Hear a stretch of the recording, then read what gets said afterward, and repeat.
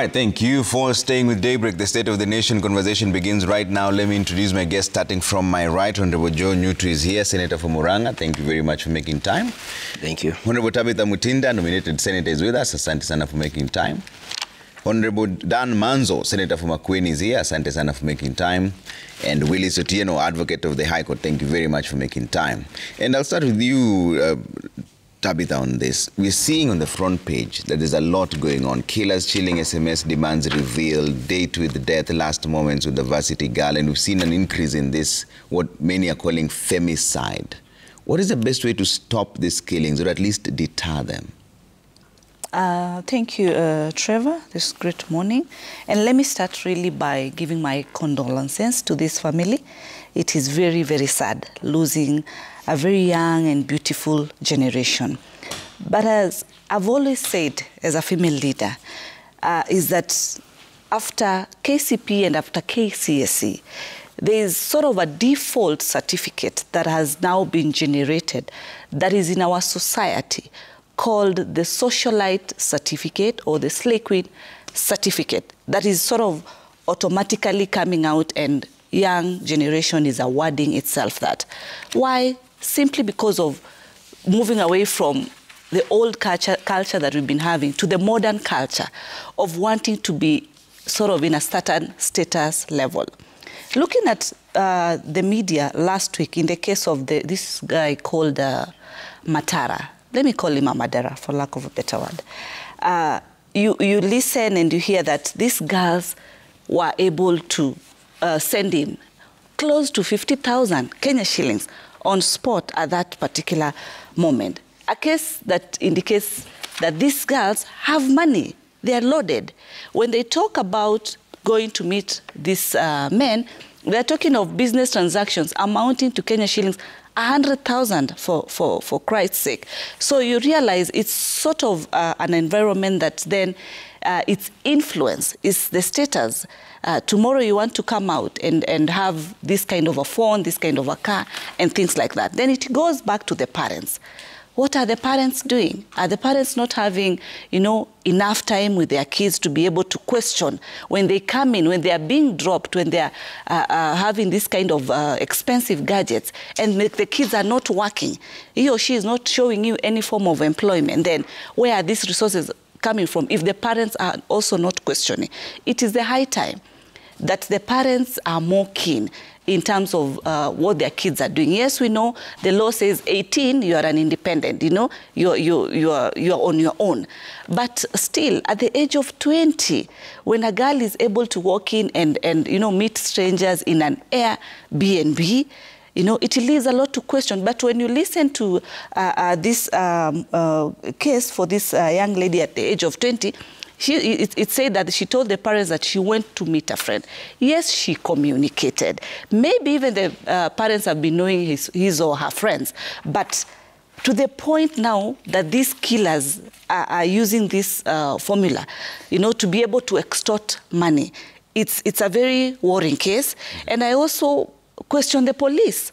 What are the police doing? You look at the case of Matara. These cases had been reported by these girls.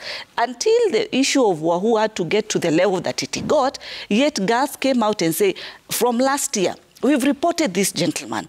Are the police assuming the cases for young girls? Are the police assuming the cases for young women? Assuming that, it's a mutual agreement. But did we agree that you're going to abuse me? There's no law that allows that you abuse me as much as we are two consenting adults that we've decided, yes, we meet. But you're not, there's no law that allows you to harass me. I've reported. Where are these reports from this police? We are questioning as women leaders. Are they assuming, because these are our young girls, because we are losing, the number of young girls now we are losing. It's very worrying. Yeah. It's very much on a high rate. And I want to urge the men. Nowadays, actually, men are not looking for women anymore. They have a variety. So the level of even respect has gone down in this society. And I want to urge men to try and also help in saving our girls, because the market is in the men. Truth be told, they are coming to the same men who are having, quite a number of variety to choose from. Yet these are also your daughters. This is a young generation. These are the girls who are supposed to be married to your young boys in the days to come. Look at the number of weddings that are happening today. They are very minimal. In the social media, it's even hard to find a wedding happening. It's gone. There are no normal relations that would happen. No more traditionals where dowries could be negotiated in a normal traditional way, where a girl would meet this boy and they would go to their both homes and parents would come. It's strangers and strangers. And even if by nature they settle, after 1 year down the line, they are no longer. Why? Because the society has changed. Girls are coming out and proudly talking about it like we are in this for business. I want to say technology is there. Yes, we'll embrace technology. We'll continue to embrace it. We cannot say it's what they are seeing. In our time, we never had YouTube. We never had Netflix. We never had a lot of these things. They are there. Are we going to say that it should not be embraced? Airbnb was not there years ago. But Airbnb is not new in this country. It has been there 5 years ago. It's been there, but we never used to have what we are having at this rate that we are having. Yes, regulation should be there for Airbnb, but the question is the regulation going to solve what is happening with our young girls in terms of where they've placed themselves? It is sad. Now, Manzo, are we seeing a deteriorating social fabric, or is it a failure of the state here? Well, you can't just blame the state entirely on this. First of all, if you look at all these young people, over 20, and quite a number of them, and these cases are many. So first and foremost is the personal decision of that particular person. They are being enticed through social media, and you meet your friends, you know, through social media, people you have never met, people you don't know their character, people you don't know their family background. So I think, first of all, we need to call ourselves into order, and you know, young people have to really make up their minds exactly what one wants in life. I think also the social fabric is broken in a way. You know, family is important, the support these children get from family. The people looking for this particular young girls are going to extort, you know, the families are going to extort the girls, and they're actually stealing from them. So if you've been a socialite and you've been making money from people, then comes another man in form of a male socialite who now turns out to be a killer or a thug or a robber.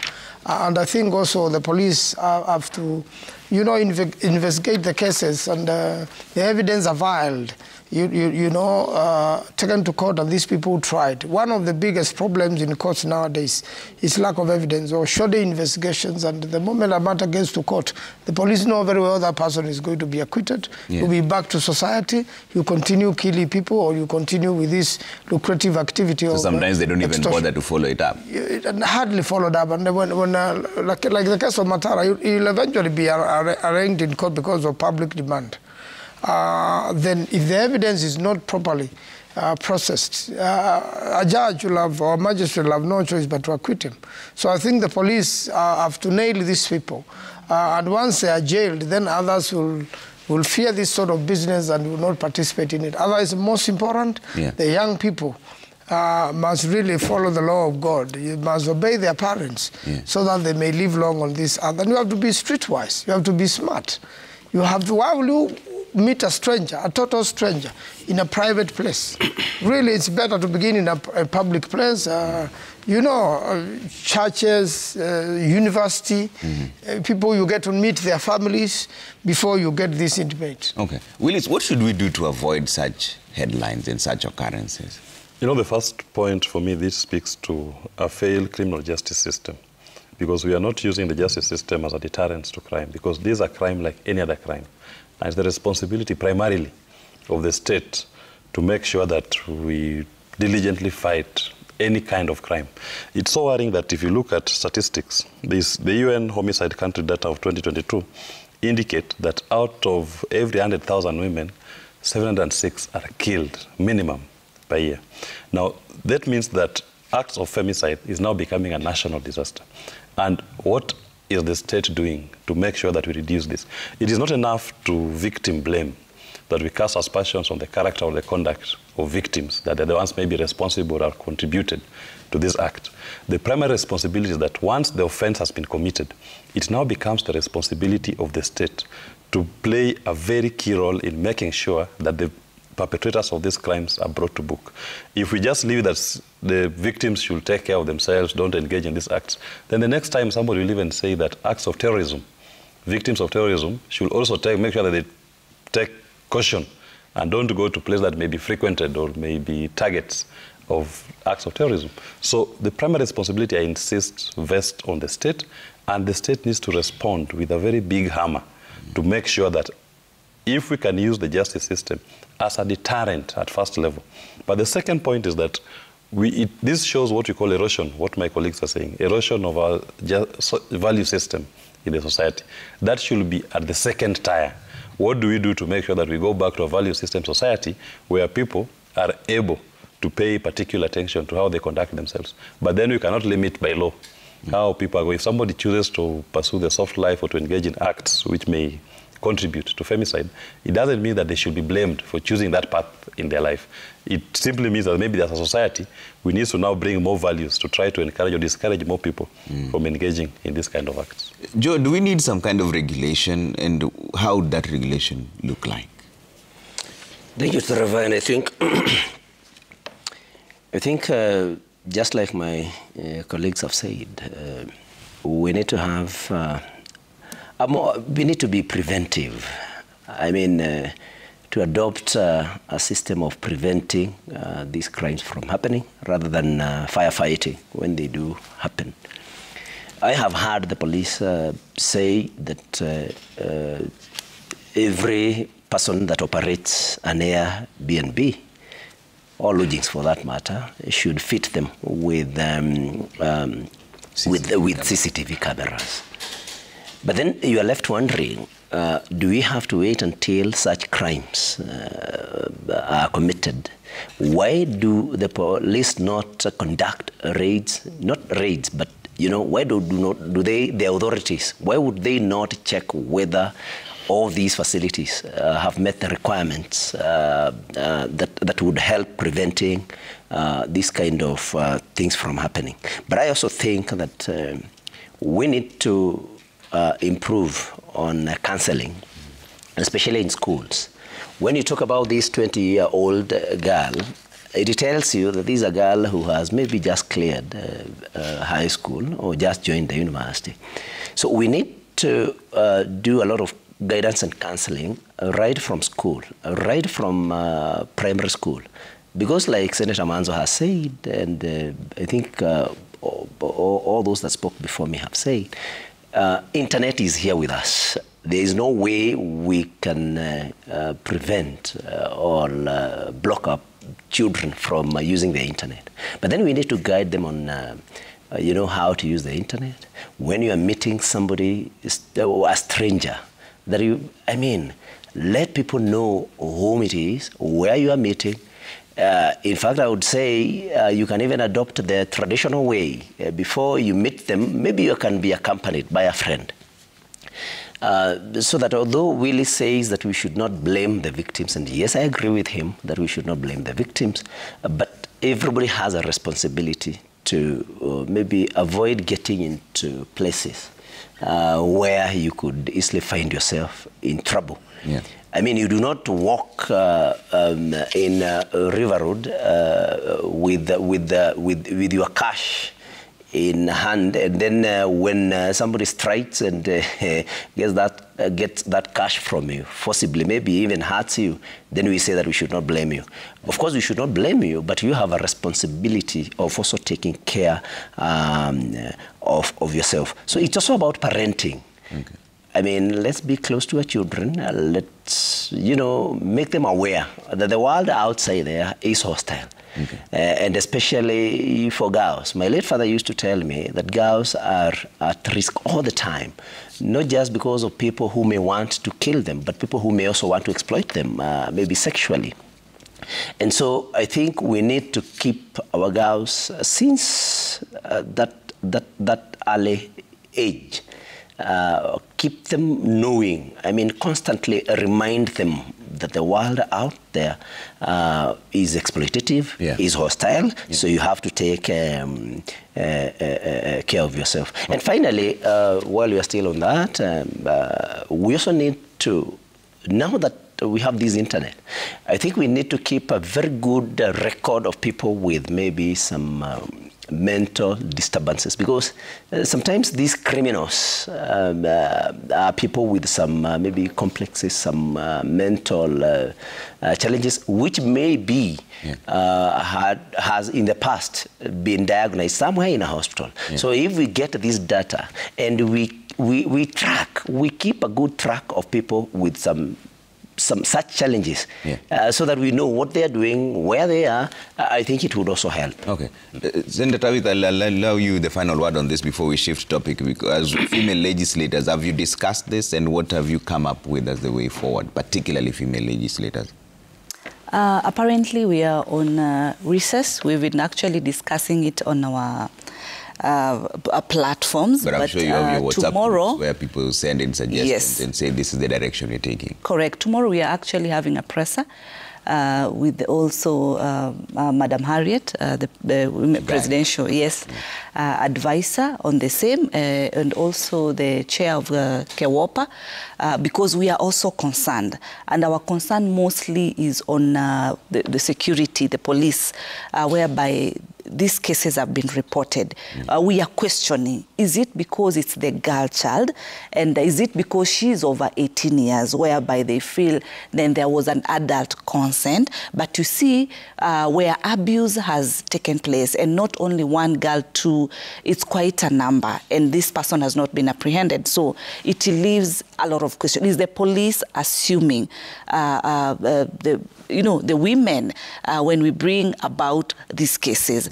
So those are our concerns, whereby also through the ministry, we are voting and voicing on more stringent measures, that actions need to be. We don't want also to sound like sort of blame games as women, but we are bringing a dialogue to be able to question and understand. At the same time, we also are working on strategizing. Now, going back to the school level, at the high school level mostly, being able to engage our girls and on the reality of the life out here. Because as I earlier started and said, is that after the high school level, then we are having this default certificate that is out here randomly in the market, that it's you to desire. Do I want to acquire it and start presenting that these are my credentials, because that's where we are. We are focusing on more motivational talks, because it's about the talk, it's about the communication. Remember, some of these parents, to be fair, probably they've taken care of their kids. They've done the best. They've gone to all levels to be able to give their girls, their children, all the basics that they can do. This kid has told you, I'm going to meet my friend. And the parent says, it's okay. But you see, what we are talking about today is whereby now this murder level. This is extreme. But is it wrong for a young girl to go and meet a friend? It is not wrong. But where things are, it's a commercial. It's it's a level that now it's worrying, and that's where we are saying the security should come and be able to ensure that the law takes its course. Okay. Look at Matara, as I said earlier. The M-Pesa had been sent to Matara himself. The same number. Matara had used the same number to so many and these cases had been reported. What had the police done all this time until we had to lose this young, beautiful girl, So remember, this girl also was of her parents. She was now independent. But still, the bottom line lies with our culture. Yeah. Kindly young girls, there are better ways. Okay. I know the people will start asking, where are the jobs? But is this the way? Is this the alternative? In our times, we never had this kind of formulas of trying to acquire resources. Yeah. This is too much. And you see, they are coming out and sort of marketing themselves with that default. Okay. So we want to urge, kindly young girls, there are better ways. Stop risking your lives. There is a bright future out there. These men cannot be yours. So they also have families to take care of. You'll also be future parents. You will not want your kids to continue doing what you are currently doing. All right, I'll take a quick commercial break on this. When we come back, now there are two more topics we'll cover. Cabinet jitters as Ruto calls for a retreat, and then we'll talk about the executive versus the judiciary. Has the judiciary unfairly targeted the executive? Do they need to sit down and have a dialogue? That's a conversation we're going to have in just a bit. Senator Joe Nyutu has a different version of the jitters on the reshuffle. In fact, they are talking about it at the executive level. We'll find out about that as well and why that is the case. All right? Keep your views coming at Trevor Mbija at Citizen TV Kenya. Use the hashtag Daybreak. See you in a bit.